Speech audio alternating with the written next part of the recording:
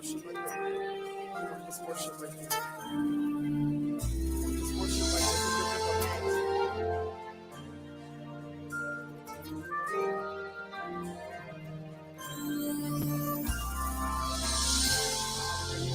That's the Lord. Wake up! It's the Rich Living Morning Show with Bishop Richard Harper, lifting your spirit through gospel hits and conversations.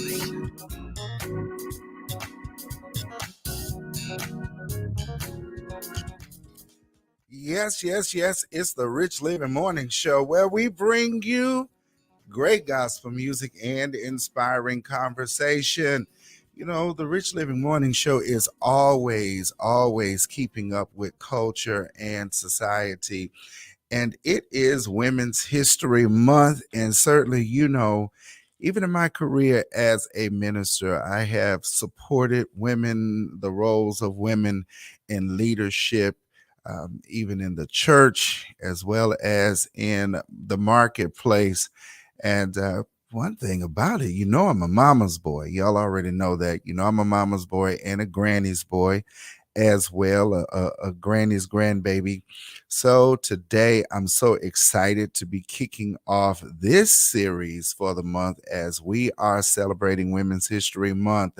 I am live, guys, on the Facebook page as well as the YouTube page, and you can join us there. And do me a favor, just go ahead and share. Just click the share button. Come on, join in.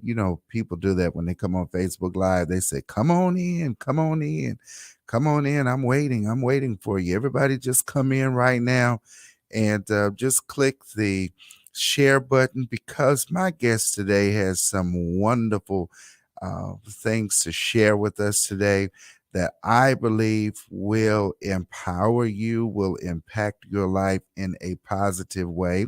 And that's what we do here. We're all about empowerment. My guest today is none other than Dr. Melanie Lawson, also known as Doc Mel. She started her career in the Houston Independent School District as a public school teacher. She managed and conducted research for social science and behavioral medicine projects at the University of Houston.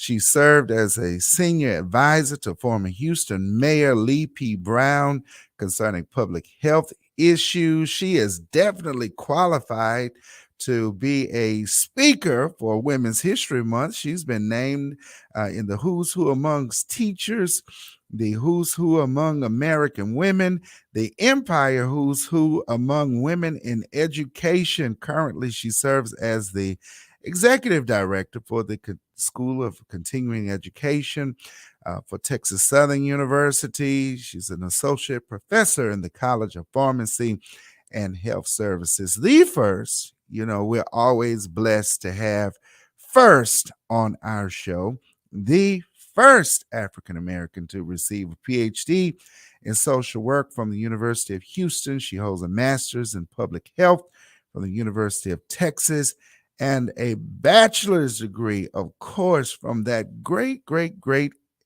HBCU, Texas Southern University. Everyone, come on, help me welcome Dr. Lawson. Good morning. Good morning, Bishop. Good morning, Doc Mel. How are you? Listen, blessed on this beautiful day. It is actually a beautiful day here in Houston. It is. It's a beautiful day in Houston, and I hope it's a beautiful day for everybody today, whatever the weather condition is. Just have a beautiful day, right? Have a beautiful day. Absolutely. Well, we are excited to have you here. You, of course, have an amazing career. You've experienced an amazing career, and you've accomplished a lot, as I read some of the highlights. But what we're getting into today is you are an inner spirit life coach, a social scientist. You are a lifestyle encourager as well. Tell us, what does that mean, a lifestyle encourager and an inner spirit life coach? Well, as you know, Bishop, none of us have figured all of this out. Mm-hmm. None of us have figured all of this out. Mm-hmm. We're on this journey, and on this journey, There are helpers that come along the way. Mm-hmm. We receive what I like to call supernatural aid Mm-hmm. that helps to guide us. Mm-hmm. And so the inner spirit part comes from the supernatural aid that comes and helps guide Mm-hmm. me towards giving insight and direction. Whether Mm-hmm. people take it or not, it's what has been given to me in terms of guidance through Mm-hmm. my inner spirit. So I think it's important to be intuitive. Mm-hmm. And so I use that to encourage people, Mm-hmm. not having all the answers, because Mm-hmm. none of us have all the answers, Mm-hmm. but we can try to give some level of structure when people are going through certain things in their lives to help them remain grounded, to Mm-hmm. allow things to unfold in the way that it's meant to unfold. And Mm-hmm. sometimes we have to deal with certain realities we may not want to deal with. And I tend to help people work out dealing with some realities they may not want to deal with. Absolutely. And I've watched your podcast, and I told you I think you're tougher than Ayanla when it comes to the coaching. I watched some of your podcasts, and hopefully I'll be able to share some of your podcasts during this conversation so people can actually see you in action. And I think that's very important. Number one, you touched on spirit. And I believe that we're spirit first before anything. Even the Bible recognizes spirit, soul, and body. So we are first spirit. And most of the time, we don't pay attention to spirit and we don't listen to the voice that is within, right? That inner voice. And I think it gets drowned. Mm-hmm. It gets drowned in a lot of the BS that is going on a daily basis, some of the Mm-hmm. drama, some of the things that are out of our control. And then there are many things that are in our control. So if we focus on what we can control and allow that spirit to guide us, Mm-hmm. it can help us get out of certain situations. Mm-hmm. Because it's like when everything is good, it's like you don't need anybody. You don't need any help, right? So when everything's Absolutely. good, nobody's calling life coach when everything is good. It's like Right. my life is in shambles. I Right. don't know what to do. And so giving that kind of guidance, as a bishop, you do it as well as a coach. I like Right. it as well. Right. It's when things are falling apart. Mm-hmm. Mm-hmm. It's when people don't see any way out Mm-hmm. Mm-hmm. that they need that last part, which you hit on, that Mm-hmm. encouragement. Mm-hmm. I Mm-hmm. don't think people realize how far encouragement can take a person. Absolutely. And we need it. People And don't we need it. understand encouragement. Mm-hmm. Mm-hmm. Especially when you're balancing and weighing out certain life decisions. Mm-hmm. Mm-hmm. Sometimes having that push, the right Mm-hmm. push from the Mm-hmm. right person Mm-hmm. can kind of help you land better Mm-hmm. on the other side. Mm-hmm. So I think that's important. So that's why I like to say lifestyle and relationship encourager, Mm-hmm. because that's what I like to do. I like to push people and encourage people. What brought you to this? You definitely have had a great career. And so now, along with the awesome career you have as an educator and in higher education, what has brought you to this point where you are empowering people? I feel a person that's a teacher, preacher, reacher, healer type person are very special people because people don't understand how much you give up and how much you take when you have given your life to help others become their best self and live their greatest life. What brought you to this place to where this has happened to you? Obviously, you've had some experiences that you gained from and you learned from, and then you decide, well, now I'm going to help other people get through those same challenges. Exactly. I will tell you, first and foremost, my students really encouraged me along this process. Mm-hmm. Because as you know, when you're an educator, you meet all types of students Mm-hmm. that come from all kinds of backgrounds Mm-hmm. and experiences. Mm-hmm. And a lot of times they look to their bishop, their Mm-hmm. teacher, their professor when things are going on to kind of help them through some of the personal issues. Because education is not just about the academic aspects That's of it. right. It's a Right. holistic approach to a Mm-hmm. person. So it's mind, body, spirit. So it's holistic. It's not just what's in chapter 1, page 22. And Mm-hmm. that's the thing. I feel that my students encouraged me to take some of the nuggets that I would talk about in class Mm-hmm. and expand it to a broader audience. And so when Mm-hmm. my children left for college and I was an empty nester Mm-hmm. and they went out of state for Mm-hmm. school, I had the time. Mm-hmm. Like I really did have the time now to focus on trying to transition into doing something like Mm-hmm. this. And then, of course, own personal life experiences help Mm-hmm. shape you as well. Mm-hmm. And I'm a breast cancer survivor Mm-hmm. and thriver. Mm-hmm. When the Bible speaks of going through the valley of the shadow of death, Mm-hmm. I know what that scripture means, And so I'm thinking of the people that are, and the women Mm-hmm. that have watched their husbands, their uncles, their sons, their fathers go to war in Ukraine. Mm-hmm. This is Women's Empowerment Month. Mm-hmm. And they are walking through the valley of the shadow. Mm-hmm. Oh, yeah, they may receive that phone call, Mm-hmm. but to fear not. I mean, we're talking about empowering people. Sometimes you ask the question, I'm going to tell you, sometimes certain life experiences Mm-hmm. deconstruct you in a Mm-hmm. way Mm-hmm. that it changes your outlook forever. Mm-hmm. Mm-hmm. And you don't have that outlook sometimes if you've never had that experience. Mm-hmm. So Mm-hmm. I try to align those Mm-hmm. experiences with my value system. And then Mm-hmm. I use that to try to enrich and Mm-hmm. encourage others. Let me ask you. Oh, that's so great. I see Christina Lockett is on. She commented and said, yes, speak. Absolutely. You're speaking truth and telling us some truth. In your work as a coach, what are some of the hard things? The Bible talks about the hard sayings of Jesus, because Jesus said some hard stuff sometimes. The woman came to him and asked a question. He was like, it's not right to give the children's bread to dogs and everything. Sometimes we have some hard things we have to say. And as a coach, and I've certainly watched your podcast, you've had to, ask some hard questions. What are some of those hard truths that we need to come into alignment with or realize to live a better life, to clear the path, as you say? Okay. So what I will say to that is life has a peculiar way Mm-hmm. of guiding you Mm-hmm. through circumstances, Mm-hmm. situations, and experiences Mm-hmm. to what is supposed to be your authentic self. Mm-hmm. Mm-hmm. So the hard truth is accepting the guidance. Mm-hmm. Mm-hmm. I think a lot of times people get comfortable Mm-hmm. and they get in comfort zones, Mm-hmm. toxic comfort zones.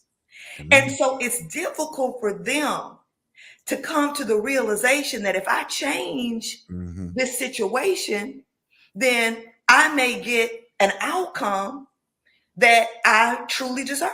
Mm-hmm. But that's not just, in relationships, that could be on a job. A person could be on a job 20 some years and say, I really don't like this job. I hate coming here every day. I really should find something else, but I've been here 20 years. I'm stable. It's comfortable. They're really not fulfilled, but it's that level of fear of the unknown and taking some of these chances. Mm-hmm. So a lot of times when life is putting you in certain situations and circumstances to help nudge you, Mm-hmm. and you decide, okay, I'm not going to take that nudge, then you get what you get. Mm-hmm. That's why they get us. Because coaches push them to push through the fear, to push through the anxiety, to ultimately get what you deserve and what you want. And the other thing is knowing what you want. Bishop, let me tell you, a lot of people, first you got to start off with knowing what you want. That's right. Write it down. Right. Do mental exercises that are going to encourage you to reinforce what it is you want. Mm-hmm. See, you're talking about rich living show. Like if you want wealth and prosperity, you can have that. That's right. if That's that's right. what you want. That's You right. got to decide what it is you want. If you want to be in a marriage that's fulfilling, you can have that if that's what you want. But the other person has to want that too. See, there's certain things that require two people or That's other right. people or Right. other things. But as long as you're in control of you, then Mm-hmm. you make the decision. Well, if that other person isn't giving me what I want, then Mm-hmm. may need to move around where I can get what I want. And Mm-hmm. I don't say that lightly. I Mm-hmm. say that in terms of getting to the point where you can be your authentic self Mm-hmm. Mm-hmm. and you can live true to yourself. And Mm-hmm. you don't have to live a lie. Mm-hmm. You don't have to live a lie. So that's the hardest thing to break down. That's the most difficult part because people will try to use scripture to justify toxicity. Come Oh on, Bishop. yes. Come on, Oh Bishop. yes. Oh, Come use on. scripture. Well, you can't divorce. If you do this, you can't be all this stuff. They use scripture to try to justify toxicity. Toxicity. You can't justify BS. I don't care what you're looking at, the Quran, the Bible, whatever. You got to look at your life in an authentic way, and you got to ask yourself some fundamental questions. And you have one chance, one shot at this thing called life as we know it. Mm-hmm. So you need to be in the driver's seat and control how you want to live it. Mm-hmm. And you can't do that if you don't know what you want. It starts with the decision. Hello. It starts It with the is. decision. And it's hard to get people to move because once you get comfortable, oh, I'm not going anywhere. Once you get comfortable, oh, this job, I've been here, but you really, once you get comfortable, to me, it steals some of that ambition. Mm-hmm. Its comfortability can steal some of that drive. Mm-hmm. And I think God wants us on the move. I think he wants us Absolutely. ambitious. I think he wants us driven. And I think he wants us living a purpose-driven life.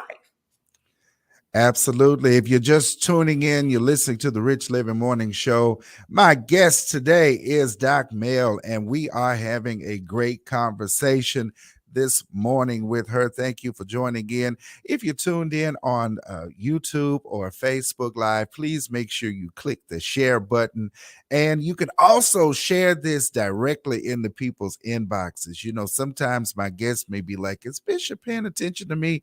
It's because I'm still hitting that share button because it's people that need to hear the truths out there. They need to hear these truths this morning. Now, oh God, you just made some great points, Dr. Mel, and we're unpacking some things because we're helping some folks. When you talk about toxicity, I oftentimes would say that we learn to function dysfunctionally.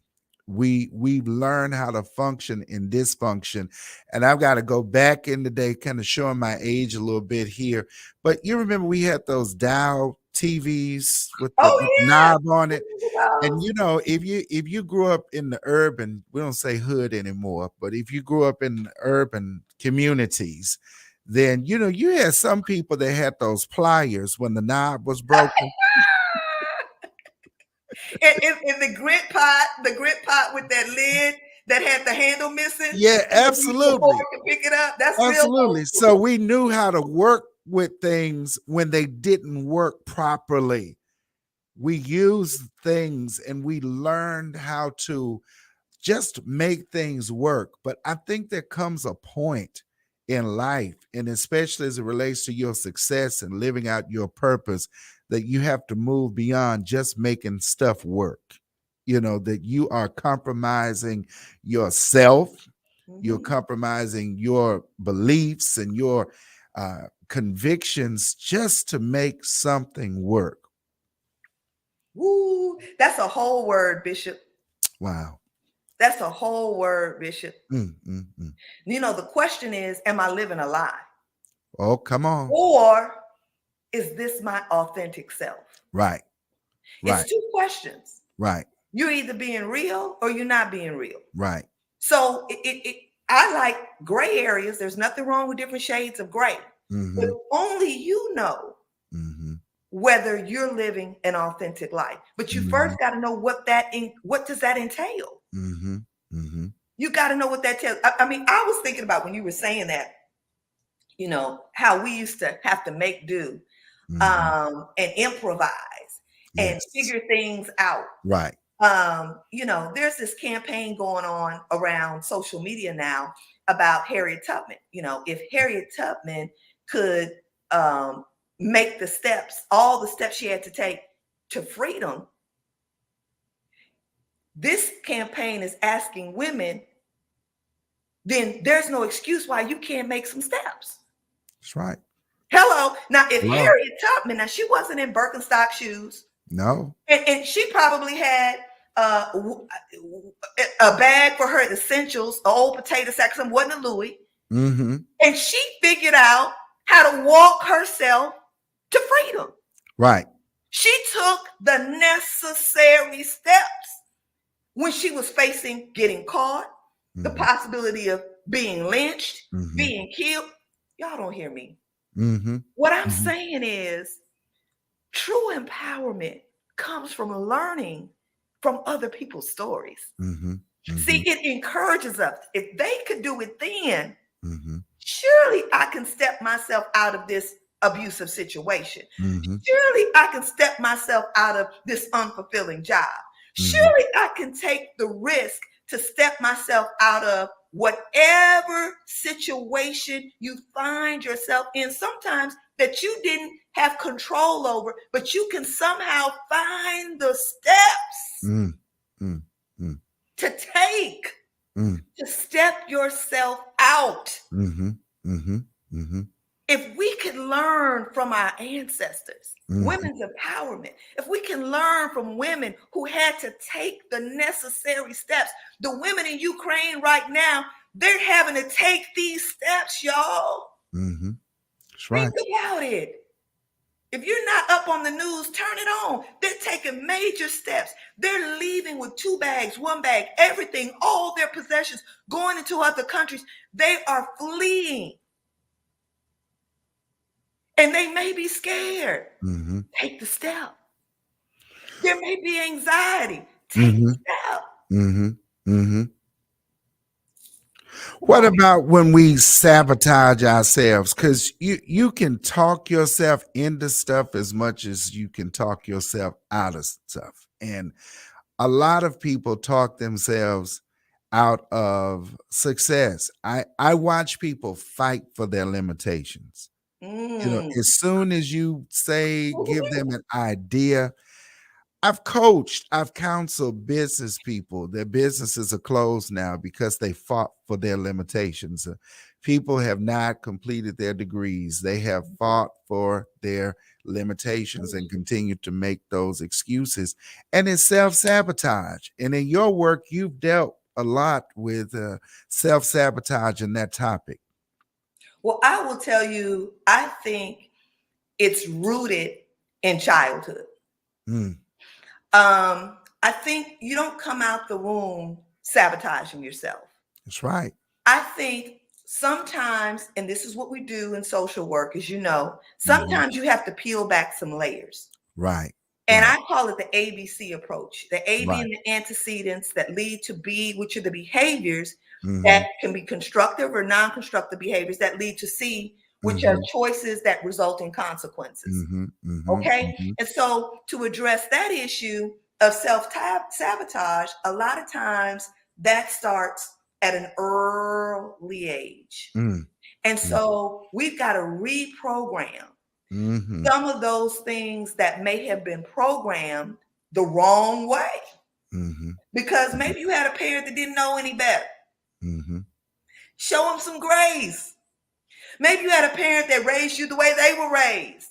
So they thought ridicule was the way to punish a person or a child, or get a person or a child to do what they need to do. Sometimes they think, well, if I ridicule the child, if I humiliate the child, if I scream and yell at the child, if I tell the child they're not going to be nothing, that'll make them be something. A lot of times this self-sabotage is ingrained through some of the experiences some people may have had through childhood. So what we've got to do is we've got to reprogram some of those experiences, not that they didn't exist. And I think that is the way to help with dealing with you lacking the confidence, because that's what sabotage is. Mm-hmm. It's like, I'm going to sabotage it before, because I think if it does happen, something may go wrong. You understand? Mm-hmm. Mm-hmm. So sabotage really is almost like a defense mechanism. Mm-hmm. So I'm not even going to do that, because if I do it, what if it doesn't work out? Mm-hmm. Mm-hmm.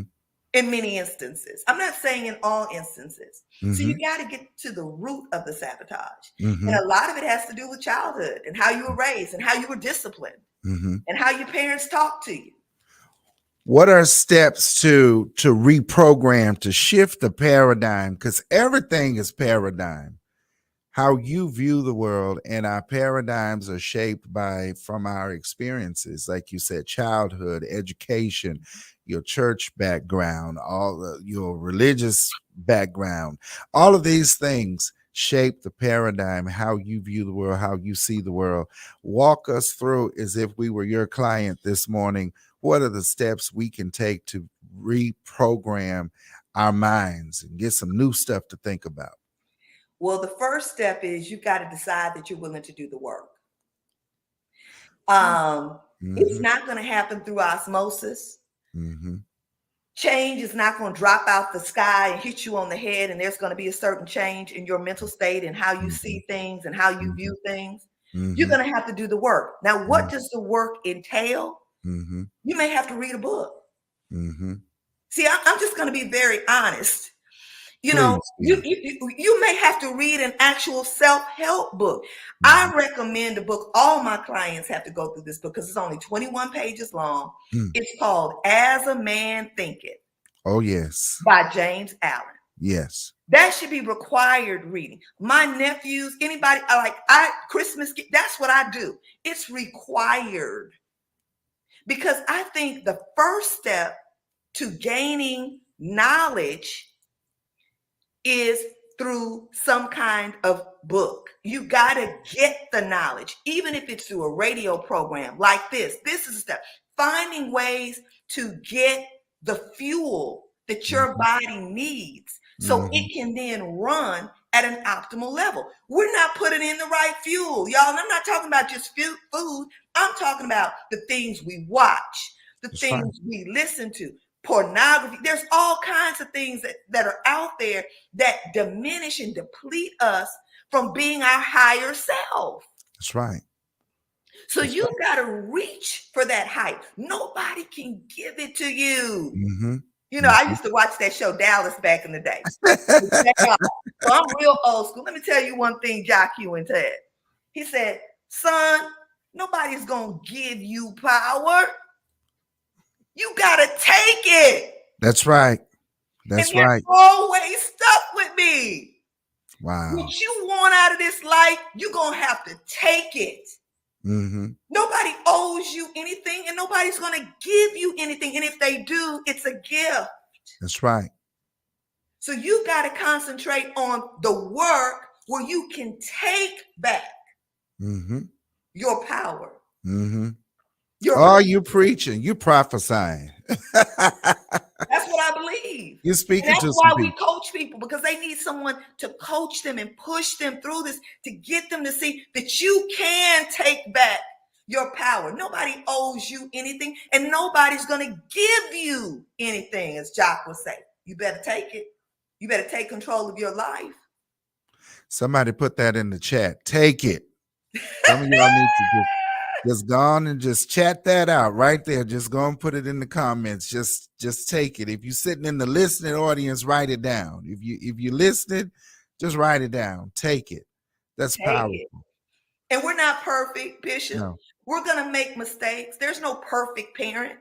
I certainly wasn't. Nobody is. Nobody's perfect at everything. We're going to make mistakes. But the key is we've got to do the work to acknowledge things, because you can't fix something if you don't acknowledge it. So that's also a step. Acknowledgement, and then being willing to do the work. Sometimes it's hard to do the work because we have control issues. And I have to say this because I tell people all the time, I say this on the show. And I say, I've been Black all my life. Me too. I know black organizations. I know black people. I know black culture. And that is a spirit that is so prominent in our communities, in our families, this control thing. And there are people that aren't successful because they can't be. You can't work on yourself when you're trying to control everybody else around you in every situation. So you live a life of trying to control, stay in control because you don't want to be hurt again. You don't want to be disappointed. You don't want someone else to make a mistake. And you begin to do all of these things. And before you know it, you live a life where you've never reached your full potential or purpose because you've not dealt with those control issues. I know you deal with that as well in your work, and that's one of your topics that I've heard you speak about on your podcast. Help us with this controlling people and not wanting to let go.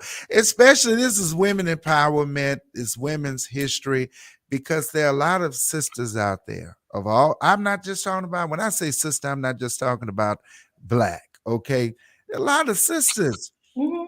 Great doors have opened up. Great opportunities have opened up for you and for other women. But this control issue is just messing the whole thing up. It is.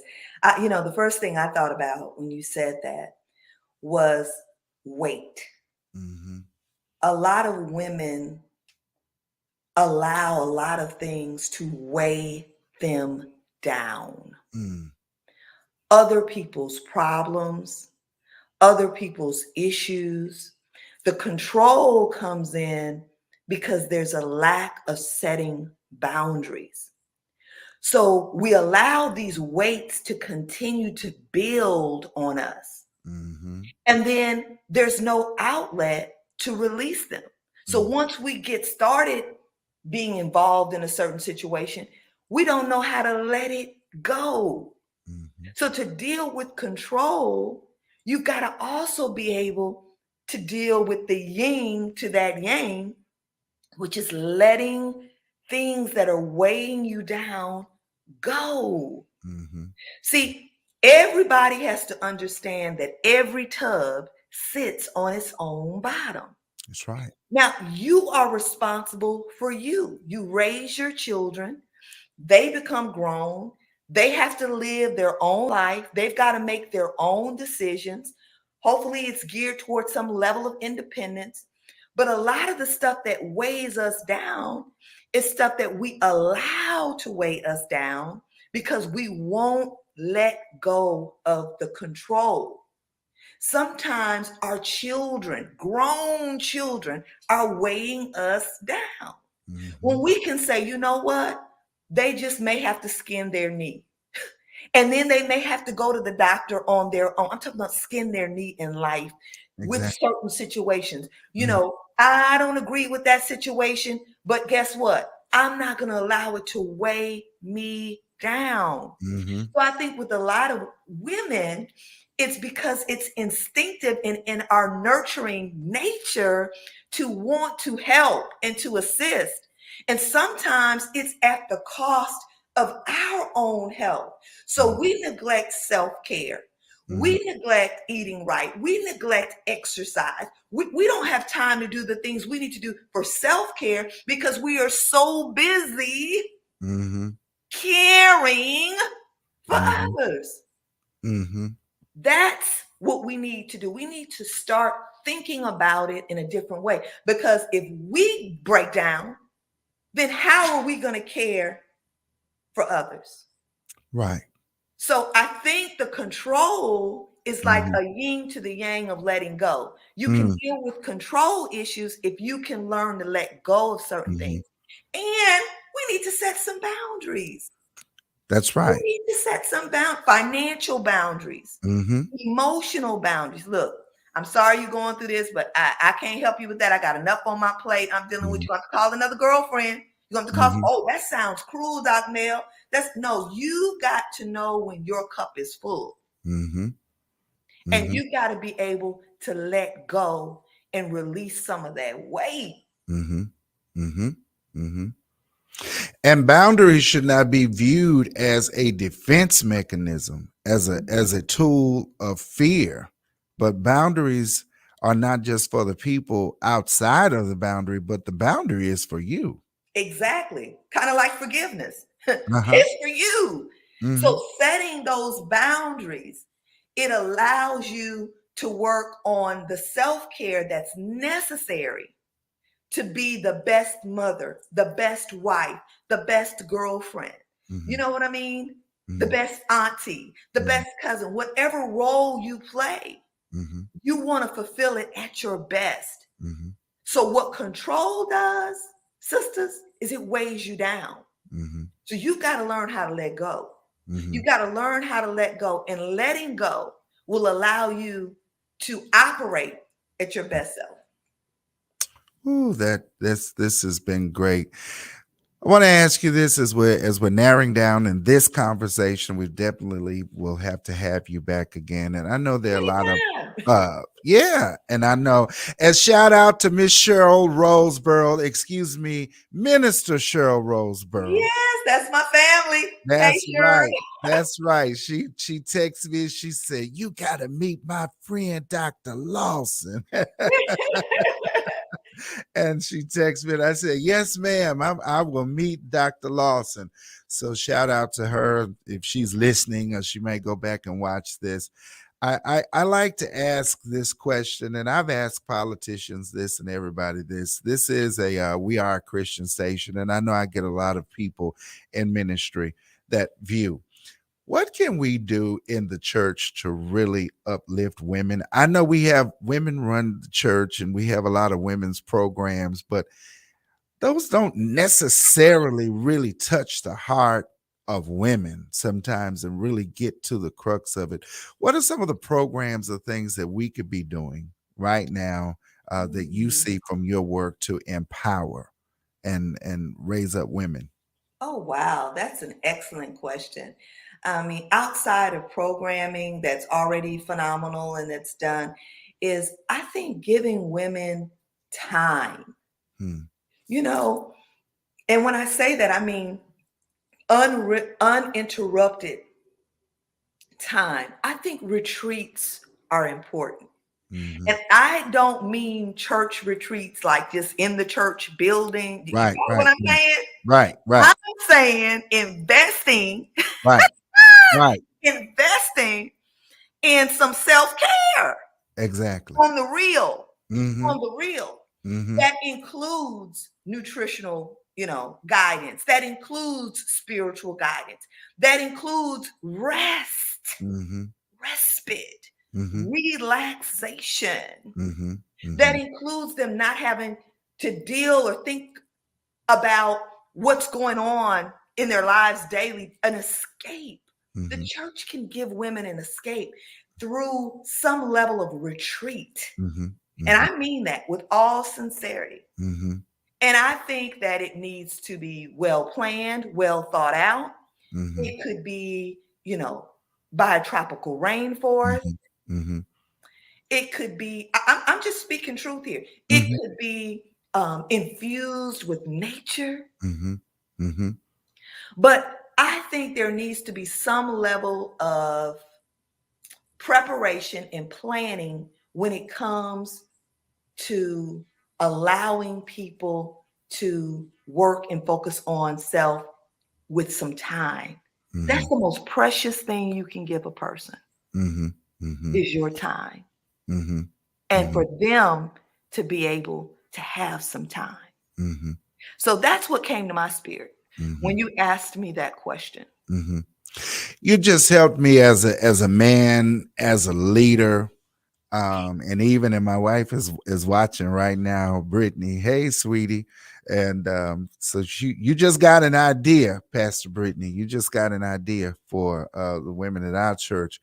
But you just said something, and I think men we can learn from that. You say you have to give a woman time. Time, You time. have to give a woman time, and you just spoke to something in my spirit. You really just calmed something down in me, And so I thank you for that word. That's why I said this moment is really prophetic, because you've said so many things. Then you have to give time, and I really appreciate you taking of your time. I know you're very, very, very busy. And of course, as the president of the Houston HBCU Alumni Association, I'm always excited when my HBCU fam is on. Absolutely. And Here, we go places. We go we do. places. That's our foundation. It's the That's rock. right. It's solid.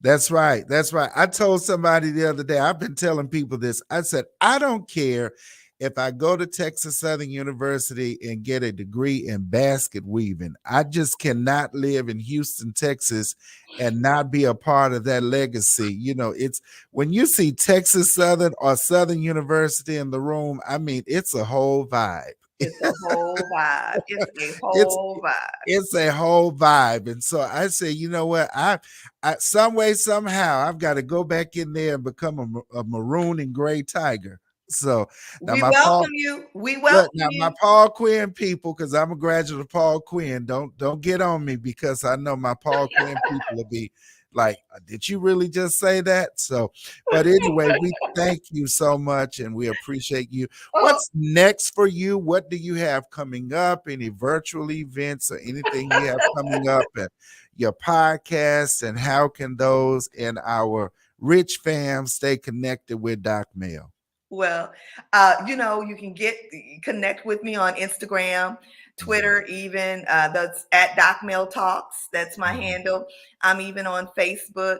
I've just been asked to be included on a project that's related to a show called College Hill. Mm-hmm. So I'm just, wherever I'm led, Mm-hmm. I'm going to follow in that direction. Like I said, I've had a life experience that was that really deconstructed me. Mm-hmm. Cancer was something else. Mm-hmm. For all my cancer thrivers and survivors, Mm-hmm. I salute you, Mm-hmm. because it was something else. And I guess it changed my whole perspective. And now I really just follow a path and a direction that makes me happy. And not that I wasn't before, but I think it's more intentional now. Mm-hmm. So intentionally, I'm booking flights to see my daughter, one that's in Los Angeles, Farrell, and my other daughter, Hannah, who lives in New York. She just moved there in December. And I'm making an intentional effort, at least sometimes even monthly, just to go see my kids that are grown, 25 and 29. It's the intentional piece that was missing before cancer. Mm-hmm. And so what cancer brought to my attention was be intentional going to visit my nephew to support him when they just had a state championship game this past weekend. And although they fell short by 2 points to make it to the state championship, I wasn't going to miss it. It was intentional. So as we close this, and this is what I'm being led to say, we don't know what tomorrow brings for real, y'all. You really don't know. So take intentional steps. Be true to yourself and make decisions that align with your core values. And with that, thank you, Doc Mel. You definitely have a space with us on the Rich Living Morning Show and the Rich Fam. I thank you so much for taking time today to encourage us, to inspire us, to impact our lives on the way that you have today. And all of you that have tuned in, you're listening, you're viewing. And they can reach me, Bishop. Listen, my number is 832-780-9166. You can always reach out to me. My website is www.docmel.info. That's another way to check out my podcast and my talk show that was on Roku on the Mystic Circle channel. That it did very well. That was season 1. We're looking forward to season 2. So you can check me out. And if I can be of any assistance in any way, just hook me up. Let me know. I will. And I failed to mention that you are a lovely lady of Delta Sigma Theta. Oh, absolutely. I Absolutely. forgot to say that Sorority Incorporated. Hate it. So my Delta friends will no longer be upset with me saying you had all them AKs on your show. Well, praise Jehovah. That's right. Well, we're part of the Divine Nine. We're part of the Divine Nine. We're all sisters and brothers, of course. But yes, I'm a part of Delta Sigma Theta Sorority Incorporated. Absolutely. The best Absolutely. sorority that there is. I love my sorority sisters. Shout out to Spring 89, Delta Gamma Spring Chapter, 89. Texas Southern University, baby.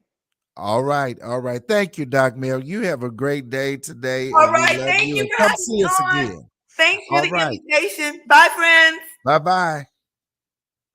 All right, family, you've been listening to the Rich Living Morning Show. That was our inspiring conversation. And throughout the month, we will have other guests that will stand on this panel as we have this conversation about Women's History Month. We are taking this time to empower you, to impact you, and to uplift and build our sisters up. I don't think most of you noticed, but our Black History Month panel was it was filled with the brothers. It was filled with the brothers, and so I knew that was a point where we needed to uplift our sisters. And hey, it became Women's History Month. It is 9/21.